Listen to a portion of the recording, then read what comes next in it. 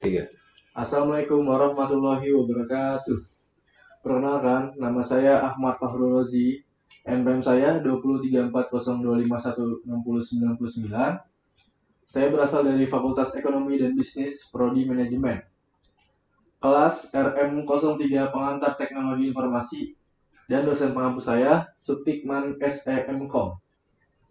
Di sini saya akan menjelaskan mengenai pembahasan tentang manfaat teknologi informasi dalam mendukung aktivitas perusahaan. Yang pertama akan saya bahas yaitu perkembangan teknologi dalam masa kini. Yang kedua, fungsi teknologi informasi dalam perusahaan. Yang ketiga, manfaat teknologi dalam perusahaan. Yang keempat, pentingnya teknologi informasi dalam organisasi. Yang kelima, alat perangkat keras untuk membantu jalan kerja perusahaan.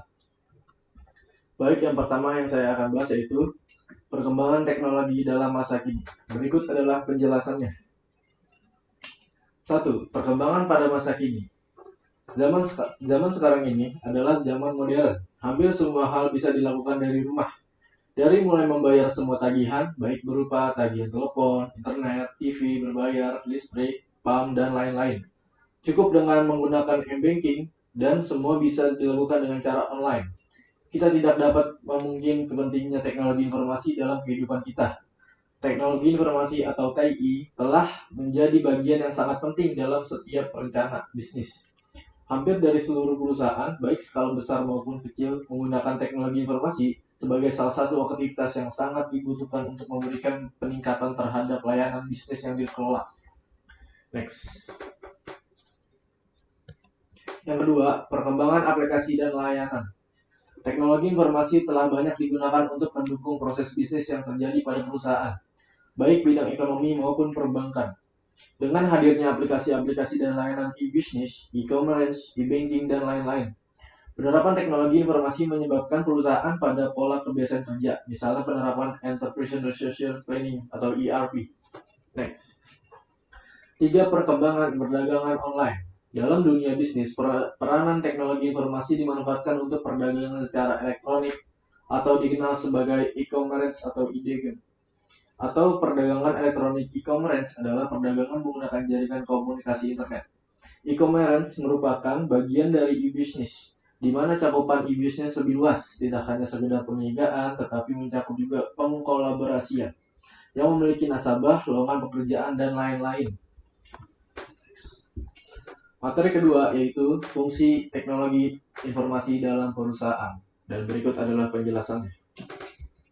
1. Menangkap atau capture. Menangkap di sini dapat diartikan sebagai menginput, misalnya menerima inputan dari mic, keyboard, scanner, dan lain-lain.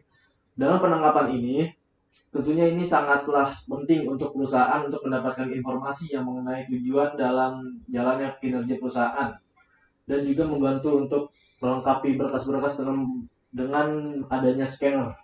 Next. 2. Mengelola atau processing. Mengelola atau memproses data masukan yang diterima untuk menjadi informasi.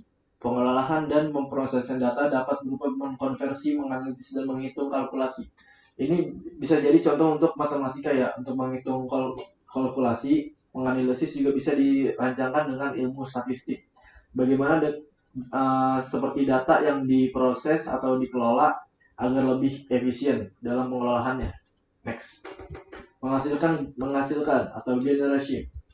Menghasilkan atau mengorganisasikan informasi ke dalam bentuk yang berguna atau laporan yang dapat dimengerti oleh orang lain, misalnya laporan tabel, grafik, gambar, dan lain-lain. Untuk menghasilkan data ini, kita harus juga dapat membuat orang lain mengerti dalam laporan-laporan yang kita sampaikan kepada orang lain. Contohnya yang agar bisa lebih mengerti seperti tabel, grafik yang efisien, atau model kompleks, dan lain-lain. Yang keempat, menyimpan atau storage. Merekam atau menyimpan data dan informasi dalam suatu media yang dapat digunakan untuk keperluan lain. Contohnya adalah menyimpan ke hard disk, flash disk, tape, dan lain-lain. Ini sangat penting dalam menyimpan data dalam perusahaan ya, karena menyimpan ini sungguhnya sangat penting. Ketika kita menyimpannya, semua data tersebut akan teranulisir dengan baik, bahkan lebih baik jika kita membackup data tersebut. Yang kelima, mencari kembali, retrieval. menelusuri dan mendapatkan kembali informasi atau mengcopy data dan informasi yang sudah tersimpan, misalnya mencari data penjualan yang sudah disimpan sebelumnya. Ini adalah fungsi dari backup data ya, untuk memudahkan mencari kembali agar data tersebut bisa tersampaikan kepada orang lain tanpa harus menunggu. Yang keenam, mentransmisi atau transmission. Mengirim data dan informasi dari suatu lokasi ke lokasi lain melalui jaringan komputer, misalkan mengirimkan data penjual dari user A ke user yang lainnya. Nah, ini yang penting dari pembackupan data, yaitu kita lebih cepat untuk mengirimkan data ke penjual agar penjual itu lebih senang dan lebih efisien dalam pekerjaannya. Next, materi yang berikutnya. Manfaat teknologi dalam manajemen. Berikut adalah penjelasannya. Yang pertama, mempermudah cara komunikasi. Bagi banyak perusahaan, email adalah sarana utama komunikasi antara karyawan, pemasok, dan pelanggan. Email adalah salah satu pendorong awal internet. Penggunaannya sangat mudah dan relatif jauh lebih murah dibanding dengan faksimil untuk berkomunikasi. Next. 2. Memberikan pengetahuan dan sumber informasi. Melalui internet, Anda hanya membutuhkan satu klik dan semua informasi sudah tersedia di depan mata Anda. Semakin banyak pengetahuan yang Anda peroleh mengenai bisnis, maka semakin berkembang pada bisnis yang sudah Anda kelola. Next. 3. Manajemen data. Deretan lemari arsip yang berisikan dokumen-dokumen perusahaan sekarang sudah tidak terlalu dibutuhkan lagi oleh beberapa perusahaan. Dengan adanya database, saat ini sebagian besar perusahaan menyimpan versi digital dari dokumen pada server dan perangkat penyimpan. Ini yang saya sudah jelaskan di materi sebelumnya, yaitu storage, karena penyimpan data itu sangatlah penting. Apalagi kita itu menyimpan data secara elektronik ya, sehingga kita memerlukan database yang cukup besar dan juga pada server-server yang mudah untuk kita cari datanya tersebut. Next. 4. Sistem informasi manajemen. Menyimpan data hanya membutuhkan data yang dapat digunakan secara efektif. Perusahaan progresif menggunakan data itu sebagai bagian dari proses perencanaan strategis serta pelaksanaan taktis dari strategi itu. Sistem informasi manajemen atau SIM memungkinkan perusahaan untuk melacak data penjualan, biaya, dan peningkatan produktivitas. Next. 6. Customer Relationship Management. Perusahaan menggunakan TI untuk memperbaiki cara mereka merancang dan mengelola hubungan terhadap pelanggan. Customer Relationship Management atau CRM, sebuah sistem yang dapat menangkap setiap interaksi perusahaan terhadap para pelanggan, sehingga terdapat data kronologis pelanggan jika sewaktu-waktu dibutuhkan bagaikan data.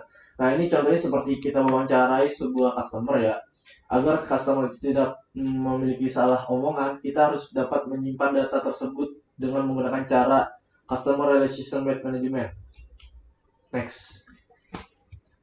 6. Aktivitas bisnis selama 24 jam. Dengan adanya perkembangan teknologi informasi, sangat membantu para pelaku bisnis untuk melakukan aktivitas jual beli selama 24 jam. Tidak seperti toko offline yang segala aktivitas sangat dibatasi oleh ruang dan waktu.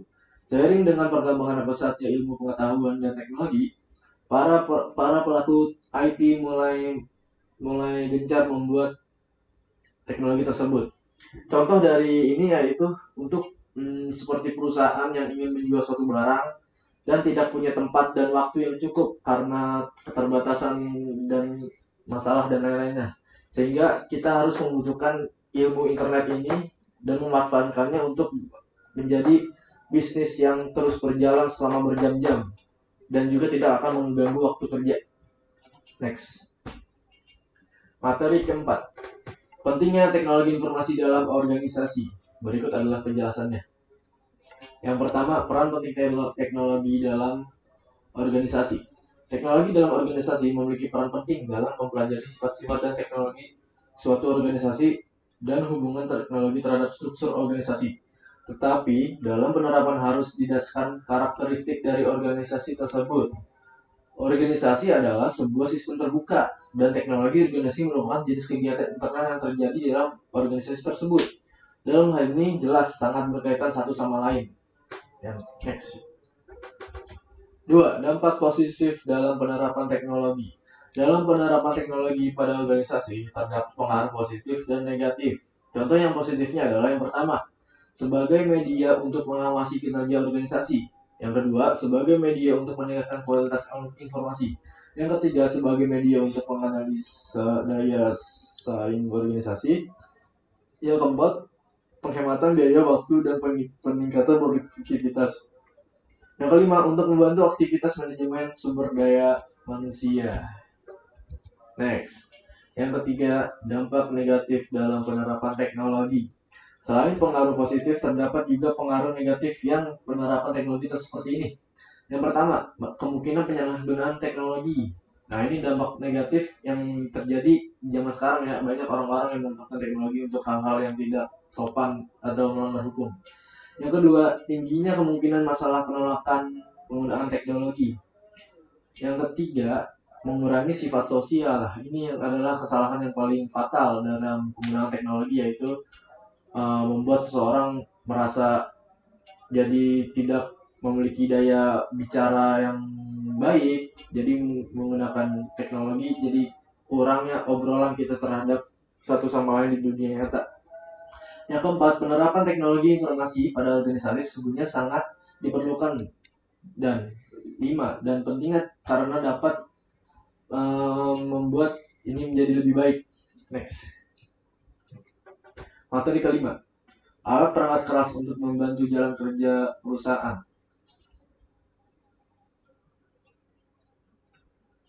Berikut adalah alat-alat perangkat keras dalam menjalankan perusahaan. Perangkat keras ini adalah sebagai sumber utama dalam mengerjakan sebuah kerja dengan menggunakan teknologi ya, karena semuanya juga semua perusahaan akan menggunakan komputer semestinya untuk melakukan sebuah pekerjaan agar lebih efisien. Ya, yang pertama yaitu komputer. Nah, ya, komputer ini adalah otak segala prosesnya, mengelola semua data yang kita kelola. Lalu kita bisa mengerjakan sesuatu dengan mudah dan menyimpan data-data tersebut dengan baik dan rapih. Dan komputer tentunya punya bagian-bagian yang juga sangat penting, yaitu monitor.